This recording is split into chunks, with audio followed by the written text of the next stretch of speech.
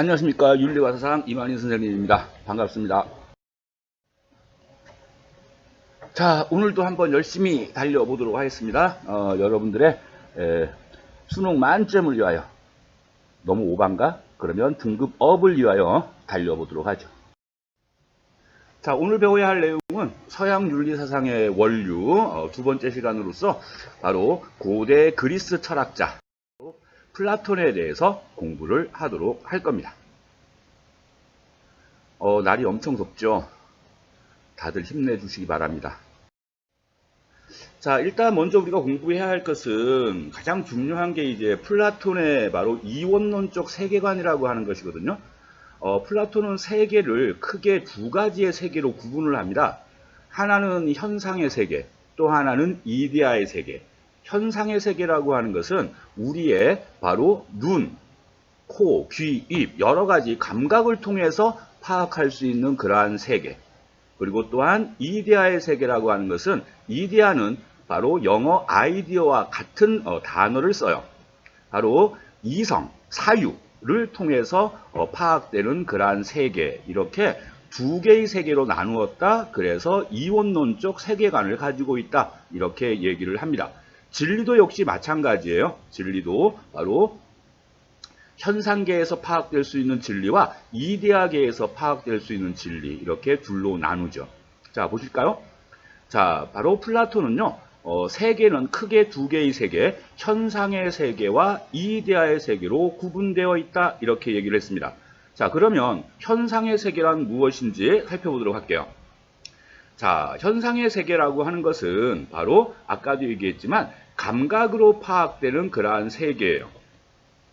자, 그런데 우리 인간의 감각은 한계가 있을 수밖에 없죠. 그죠? 우리가 현미경 마냥 우리의 세균들을 눈으로 볼 수 있는 것도 아니고, 또 천리안이 있어서 저 뒤편 너머에 있는 현상까지도 볼 수 있는 것은 아니죠. 그래서 우리 인간의 불완전한 감각기관으로 인하여 파악되는 세계는 역시 불완전한 모습, 완전한 그러한 세계의 모습이라고 할 수는 없다, 이렇게 얘기를 하고 있는 거예요. 그리고 또 하나가 이제 바로 이데아의 세계인데, 자, 이데아라고 하는 것은 바로 영어로 아이디어, 즉 이성으로 파악되는 세계의 모습이라고 할 수가 있습니다. 자, 이성에 의해서 파악되는 세계만이 가장 완전하며 그 자체로 참이라고 생각을 하게 되는 거예요. 자, 아무튼 이렇게 플라톤은 두 개의 세계관, 이원론적 세계관이라고 얘기한다고 그랬죠. 현상의 세계와 이데아의 세계, 이렇게 두 개로 나눠 놓고 바로 감각에 의해서 파악되는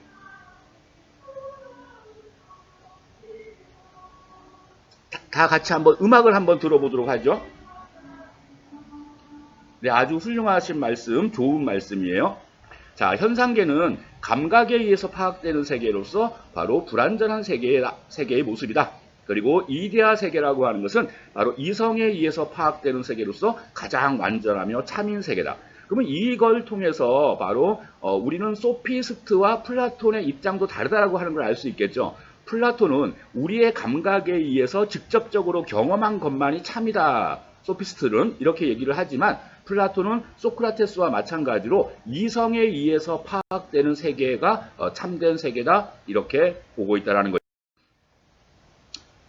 자, 오늘도 역시 녹음 중에 바로 이제 끝나는 타종 소리가 들렸습니다. 양해해 주시고요. 자, 바로 플라톤은 이데아와 그 다음에 현상 세계를 동굴의 비유를 통해서 설명을 하고 있어요. 자, 그러면 동굴의 비유가 어떠한 것인지 한번 살펴보도록 할게요. 자, EBS 교재에 나와 있는 그러한 그 문장이에요. 동굴 모양을 한 거처에서 태어날 때부터 온몸이 묶인 채로 살아가는 죄수들을 상상해보라. 이들은 이곳에서 앞만 볼 수 있고 머리를 돌릴 수도 없다. 이들의 뒤쪽에는 불이 타오르고 있고, 또한 이 불과 사람들 사이에는 담이 세워져 있고, 담 위로 사람들과 여러 동물상이 지나가면 죄수들은 벽면의 그림자 외에는 어떠한 것도 보지 못하게 된다. 이처럼 그림자 외에는 아무것도 보지 못하고 그림자가 비치게 되는 이유를 알지 못하는 재수들은 벽면의 그림자가 진정한 사람이라 동물이라고 믿을 걸세. 동물 밖으로 나가게 된 사람은 동물 밖에는 실제 사람들과 사물들이 있으며 지금까지 보고 들은 것은 그것들을 본떠서 만든 인형의 그림자에 불과하다라는 것을 알게 될 걸세. 그리고 그 모든 것의 원인이 태양이라는 사실도 알게 될 걸세. 자, 이 문장을 천천히 같이 한번 읽어보게 되면 태어날 때부터 바로 동굴에 갇혀 있는 바로 사슬에 묶여 있는 이 죄수의 비유예요. 이 죄수는 태어날 때부터 죽을 때까지 한 번도 이 동굴 밖을 나가 본 적이 없다라는 거죠. 그렇기 때문에 자기 눈앞에 펼쳐져 있는 그 모든 사물과 모든 현상들을 마치 참인 양 착각을 하고 있다라는 거죠. 하지만 사실은 동굴 밖에 있는 실제의 생활들이 바로 투영된 그림자에 불과하다라고 하는 것, 그것을 모르고 있었다, 이렇게 얘기를 할 수가 있는 거예요. 바로 이것이 바로 그 유명한 플라톤의 동굴의 비유라고 할 수 있는데, 아이고 덥다. 자, 아니야 괜찮아 빨리 가도 돼. 우리 학생들이 잠깐 찾아봐가지고요. 다시 처음부터 녹음하기는 좀 그렇고 계속 이어져 나갈게요. 자, 그러면 이 죄수가 묶여있는 사슬이라고 하는 것이 무엇일까요? 이 죄수가 떠나지 못한 동굴이라고 하는 것은 바로 무엇일까요? 그거는 바로 감각의 사슬, 감각의 동굴이다, 이렇게 얘기를 할 수가 있습니다. 바로 육체라고 하는 것이죠. 우리 인간은 육체적 존재이기 때문에 이 육체라고 하는 이러한 껍데기를, 즉 감각이라고 하는 이러한 껍데기를 통해서만 사물을 보다 보니까 그 사물의 온전한 모습을 볼 수 없다, 이러한 것을 지금 설명하려고 한다라는 거예요. 자, 바로 그래서 이 사람이 얘기하고자 하는 것은 현상의 세계는 불완전하고 이데아의 세계는 완전하다, 뭐 이러한 얘기를 하고자 하는 것인데, 그렇다고 해서 현상의 세계가 쓸모없다, 가짜다, 이러한 얘기를 하고자 하는 것은 아니에요. 사실 이 동굴의 비유가 많은 오해를 사기 쉬운 건데, 실질적으로 플라톤이 하고 싶어 했던 것은 바로 개별자와 보편자와의 관계 속에서 이데아를 설명하려고 했다라는 거죠. 자, 그러면 이것이 무슨 의미인지 한번 살펴볼게요. 띠용띠용띠용. 자, 여기에 삼각형이 하나가 있습니다. 삼각형. 자, 여러분들은 이 삼각형, 자, 어떻게 설명을 할 수가 있을까? 세 개의 변으로 구성되어 있고, 그리고 각각의 각이 60도인 도형, 이렇게 설명을 할 수가 있을 거예요. 세 변의 길이가 같고 각각의 각이 60도인 도형. 자, 그러면 이것은 삼각형이면은 틀림이 없죠. 그죠? 당연히 이것은 삼각형이에요. 자, 그런데 뿅뿅뿅뿅. 자, 이것은 뭘까요? 이것을 한번 정의해 보게 되면, 자, 세 변으로 이루어져 있고 하나의 각도가 90도인 도형. 자, 어때요? 이것도 역시 삼각형이면 틀림이 없죠. 자, 정삼각형도 삼각형이고 직삼각형도 삼각형입니다. 그러나 삼각형이라고 하는 것의 개념 정의를 바로 이렇게 왼쪽에 있는 세 변의 길이가 같고 각각의 각이 60도인 도형, 이렇게 정의하면 오른쪽에 있는 직각삼각형은 삼각형에 포함되지 못하는 그러한 모순점이 생긴다라는 얘기예요. 마찬가지죠. 삼각형을 오른쪽으로 정의를 하게 되면 왼쪽에 있는 정삼각형은 삼각형이라고 볼 수가 없다라는 거죠. 그러면 각각은 개별자로서의 정삼각형과 직삼각형은 삼각형이면 틀림이 없는 그러한 개별적 삼각형이에요. 그런데 얘네들은 각각의 어떠한 특수한 모습을 보이고 있는 것이지 완전한 삼각형의 그러한 개념정이라고 할 수는 없다라는 거죠. 그래서 우리가 눈으로 보이는 대로 삼각형을 이렇게 설명할 것이 아니라 우리의 이성의 힘으로 바로 이 개별자 속에 포함되어 있는 공통된 요소를 추출하여 바로 삼각형에 대한 정의를 내린다면 그게 가장 완전한 삼각형의 이데아가 된다, 이렇게 얘기를 할 수가 있어요. 세 개의 변으로 구성되어 있고, 그리고 바로 네 각의 합이 180도인 삼각형 이렇게 정의를 한다면 당연히 그 범주 내에 바로 정삼각형, 직삼각형, 둔각삼각형 모든 삼각형이 다 거기에 포함되어진다는 거죠. 그러니까 각각의 개별자로서의 모든 삼각형을 다 아우를 수 있는, 다 설명 가능한 그러한 절대적 삼각형의 개념이 있다. 그것이 바로 이데아의 개념인 거예요. 삼각형의 이데아. 그러니까 이러한 이데아라고 하는 것은 모든 사물과 모든 현상은 각각의 바로 이데아가 있다라는 겁니다. 서태지의 교실 이데아, 가장 완전한 교실 문화, 그러한 의미가 되겠죠. 그래서 학년마다, 학교마다, 그다음 등등 바로 교실 문화가 다 다를 텐데 각각은 개별적인 교실 문화이면 틀림이 없어요. 그런데 그 교실 문화는 바로 교실 이데아라고 하는 보편자의 모습을 닮아 있기 때문에 바로 하나의 각각의 개별자로서의 그러한 교실 문화를 지니고 있다. 이러한 의미라는 거예요. 그래서 이데아에 대한 해석은 바로 이렇게 설명할 수가 있습니다. 플라톤이 왜 이데아라고 하는 개념을 만들어 놓았는가? 우리는 사물을 파악할 때 주로 감각에 기초하여 그 사물의 개별적 특성에만 초점을 맞추어서 살펴보려고 해요. 그러면 개별자로서의 사물을 인식하는 것은 가능하나 바로 그 사물의 보편적 요소, 어쩌면 그것을 사물의 본질이라고도 얘기할 수가 있겠죠. 그것을 찾기는 굉장히 힘들다. 그러니까 그러한 개별자들의 바로 특수성과 함께 그 개별자들에게 포함되어 있는 공통된 특성, 그걸 이제 보편자라고 얘기하는데요. 그것을 함께 파악해야 된다. 이렇게 설명하고 있다라는 거예요. 자, 바로 플라톤은요, 모든 사물에는 그에 해당하는 각각의 이데아가 있는데 그 중에 바로 최고의 이데아는 선의 이데아, 좋음의 이데아다. 이렇게 얘기를 한다라는 것도 알아두시면 좋겠습니다.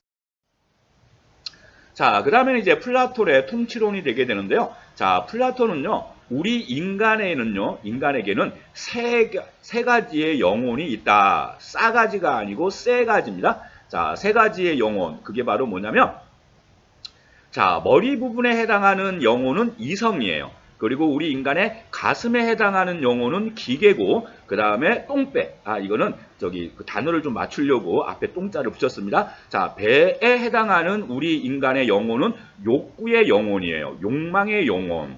자, 아무튼 이렇게 우리 인간은 세 개의 영혼으로 구성되어 있는데, 바로 이 이성과 기계의 영혼은 바로 욕구라고 하는 그러한 영혼의 준동을 잘 조절을 해야만 우리 영혼의 조화를 이루게 되고 우리가 온전한 그러한 덕스러운 활동을 할 수가 있다. 이렇게 얘기를 하는 거죠. 이것이 플라톤의 바로 영혼론이에요. 이것이 플라톤의 덕론으로도 연결되어지는 겁니다. 자, 바로 덕론을 살펴보도록 할게요. 바로 우리 머리 부분에 해당하는 이성이 있죠. 이성에 부합한 덕은 지혜예요. 기계에게 필요한 덕은 용기예요. 그리고 욕구에 필요한 덕은 절제예요. 바로 이러한 지혜와 용기와 절제의 그러한 덕이 잘 조화를 이루었을 때 정의라고 하는 그러한 덕이 형성되어진다라고 보는 거죠. 이것이 바로 플라톤의 사주덕입니다. 네 가지의 주된 덕목이라는 뜻이에요. 지혜, 용기, 절제, 정의. 자, 요게 되는 거고요. 자, 그 다음에 이제 플라톤의 통치론을 보게 되면, 네, 죄송합니다. 정의론이라고도 할 수가 있는데요. 자, 바로 플라톤의 입장에 따르게 된다면, 바로 사회를, 국가를 구성하는 세 개의 계급이 있다. 이렇게 얘기했어요. 그 계급은 통치자, 그리고 수호자, 그리고 생산자예요. 통치자는 우리 영혼의 이성의 영혼과 연결되어 있는 그러한 계급이고요. 수호자 계급은 기계의 영혼과 연결되어 있고 생산자 계급은 바로 욕구의 영혼과 연결되어 있습니다. 그렇기 때문에 바로 통치자는 지혜를, 수호자는 용기를, 생산자는 절제의 덕을 갖춰야 된다라고 보는 거예요. 우리 인간 개개인도 바로 지혜의 덕, 용기의 덕, 절제의 덕을 갖추듯이 바로 국가를 구성하는 계급 역시 지혜와 용기와 절제의 그러한 덕을 지녀야 되는데 지혜롭지 못한 자가 통치를 하면 안 되는 것이고요. 용기를 지니지 못한 자가 수호자가 돼서는 안 된다. 이러한 얘기를 하는 거죠. 그러면 이 얘기는 각각 우리 공자에서 배웠던 정명과 일치하는 그러한 개념이에요. 맡은 바 임금은 임금다워야 되고 신하는 신하다워야 되고 어버이는 어버이다워야 되고 자식은 자식다워야 된다. 맡은 바 자신의 역할에 충실하자라는 것이에요. 이러한 관점에서 플라톤 같은 경우는 계급 간의 이동을 철저히 금지합니다. 즉 생산자가 수호자가 된다거나 통치자가 된다거나 이러한 것들은 할 수가 없다 이렇게 얘기를 하죠. 그리고 올바른 통치를 위해서는 바로 이렇게 바로 통치자 계급, 수호자 계급은 자신의 재산 이러한 것들을 사유재산을 소유해서는 안 된다. 물론 생산자는 자기 사유재산을 소유할 수는 있어요. 자, 이러한 펼치게 됩니다. 자, 바로 플라톤의 철인 통치론 혹은 철인 군주론이라고도 얘기를 해요. 자, 진정한 통치자는 가장 완전한 선의 이데아를 인식한 자여야 된다. 그러니까 지혜로운 자가 군주가 돼야 되는데 그 지혜 있는 자는 바로 결국은 선의 이데아를 인식한 자 이렇게 얘기를 하는 거죠. 그러한 존재가 누굴까요? 예, 바로 철학자예요. 그러니까 철학자만이 군주가 되어야 된다. 이러한 얘기를 하는 거예요. 하지만 철학자가 군주가 되는 경우는 거의 드물잖아요. 왕은 세습이니까. 바로 그러한 경우에 어쩔 수 없는 경우에 바로 차선의 선택이 있죠. 바로 군주가 철학자가 되면 되는 거예요. 그러니까 바로 이 군주가 바로 늘 어때요? 학습하고 배우고 공부하여 바로 철학적인 사유를 바탕으로 진정한 철학자가 되어야 된다. 그러한 얘기를 하고 싶었던 거죠. 자, 플라톤의 사상을 정리해 보게 되면요. 자, 플라톤의 사주덕 이제 아시겠죠? 플라톤의 사주덕은 바로 지혜, 용기, 절제, 정의 이 네 가지를 이제 플라톤의 사주덕이라고 하는데 바로 이성의 영혼, 기계의 영혼, 욕구의 영혼이 갖추어야 할 덕이에요. 이렇게 지혜, 용기, 절제가 잘 조화를 이루었을 때 정의의 덕이 만들어진다. 이러한 얘기를 하는 겁니다. 자, 플라톤의 이데아론 정리되셨겠죠? 자, 결국 이것의 핵심은 바로 감각에만 의존하지 말고 사물의 가장 완전한 속성인 이데아를 찾아야 된다. 그러니까 바로 개별자로서의 각각의 특수성과 그 다음에 보편자로서의 바로 본질 이러한 것들을 찾아내야 된다. 이렇게 얘기를 하고 있는 거예요. 그리고 이제 마지막으로 통치론을 보게 되면 아까 우리 철인군주론이라고 얘기했죠. 자, 바로 진정한 철학자가 군주가 되어야 된다. 혹은 군주가 진정한 철학자가 되어야 된다. 이러한 의미라는 것이죠. 자, 계급 간의 이동 불가를 내세웠다. 또한 다스리는 자는 자기의 재산 이러한 것들을 소유하지 않아야만 올바르게 백성들을 다스릴 수 있다. 이러한 얘기를 하고 있는 겁니다. 자, 그리고 이제 죽음을 바라보는 관점, 특히 이러한 부분은요, 바로 생활과 윤리 파트에 죽음을 보는 관점에서 플라톤 많이 인용되는 부분이에요. 자, 잠깐 살펴볼까요? 인간은 이데아의 참모습을 인식하기 어려운데 그 이유는 육체라는 껍데기에 이성이 갇혀있기 때문이다. 죽음은 육체로부터의 해방을 뜻한다. 그러면 바로 이 육체로부터 이성은 자유롭게 될 것이고 바로 이를 근거로 하여 완전한 이데아를 인식하게끔 한다. 그러니까 바로 죽음이라고 하는 것은 바로 진정한 참 모습인 이데아로 나가는 하나의 과정이기도 하다. 그러니 죽음을 두려워할 필요가 없다. 이러한 논조를 보여주는 것이죠. 자, 수고 많으셨고요.